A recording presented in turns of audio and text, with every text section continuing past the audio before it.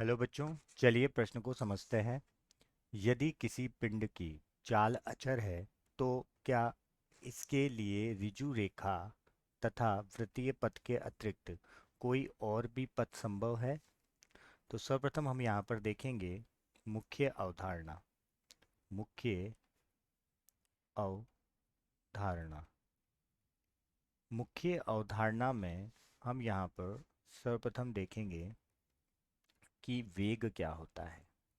वेग क्या होता है? वेग होता है तय किया गया विस्थापन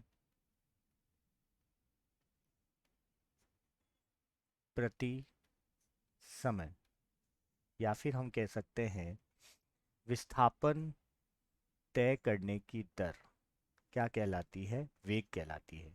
तो वेग को अगर मैं v से बताता हूं तो वेग क्या होगा? विस्थापन बटे समय।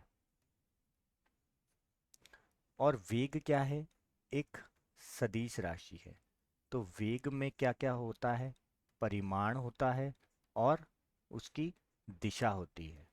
तो परिमाण जो वेग का होता है वो किसके बराबर होता है? चाल के बराबर होता है। अब हम बात करते हैं त्वरण की। अगर हम त्वरण की बात करें तो त्वरण क्या होता है? वेग में परिवर्तन की दर। वेग में परिवर्तन की दर त्वरण कहलाती है। अगर मैं इसको ए से व्यक्त करता हूँ तो वेग में परिवर्तन और उस परिवर्तन में लगने वाला समय क्या कहलाता है? त्वरण कहलाता है। जो त्वरण है वो भी क्या है? एक सदिश राशि है। और ये सदिश राशि है मतलब इसमें परिमाण भी होगा और दिशा भी होगी। तो हम इन मुख्य अवधारणाओं को उपयोग करते हुए हल करते हैं। हल तो हमें दिया हुआ है कि किसी पिंड की चाल अचर है और वो सीधी रेखा में गति कर रहा है। सीधी रेखा मतलब क्या हो गया? ऋजु रेखा। ऋजु रेखा मतलब सीधी रेखा की बात कर रहे हैं। तो अगर कोई भी पिंड किसी सीधी रेखा में गति कर रहा है तो सीधी रेखा में अगर गति कर रहा है इसका मतलब उसका जो वेग है वो क्या है? अचर है। क्योंकि उसका आपने ये दे रखा है कि वेग में दो चीजें होती है। एक तो होता है परिमाण और एक होती है उसकी दिशा। एक होता है परिमाण और एक होती है उसकी दिशा। तो अगर हम यहाँ पर बात करें तो वेग का जो परिमाण होता है वो बराबर होता है चाल के। तो यहाँ पर चाल तो अचर है ही। अब ये सीधी रेखा में गति कर रहा है मतलब इसकी जो दिशा है वो भी क्या है? अपरिवर्तन है। मतलब वहाँ पर क्या है? कोई परिवर्तन नहीं हो रहा है। वहाँ पर दिशा भी क्या है? समान है। तो यहाँ पर ये जो वृत्तीय पथ नहीं, ये ऋजु रेखा के पथ पर अगर हम बात करें तो अगर यहाँ पर वेग में परिवर्तन नहीं हो रहा है इसका मतलब क्या है? यहाँ पर त्वरण क्या होगा? शून्य होगा। क्योंकि वेग यहाँ पर क्या है? एक समान है। और हमें पता है कि त्वरण क्या होता है? वेग में परिवर्तन की दर को त्वरण कहते हैं। तो यहाँ पर त्वरण क्या हो जाएगा? शून्य हो जाएगा। अब हम बात करते हैं वृत्तीय पथ की। अगर मैं वृत्तीय पथ की बात करूं तो वृत्तीय पथ में अगर हम यहाँ पर वृत्तीय पथ में देखें, किसी वृत्तीय पथ को देखें तो इस वृत्तीय पथ पर अगर मैं कुछ बिंदु यहाँ पर ले लेता हूँ। अगर यहाँ पर देखूँ तो कोई एक पिंड है जो इस वृत्तीय पथ पर गति कर रहा है।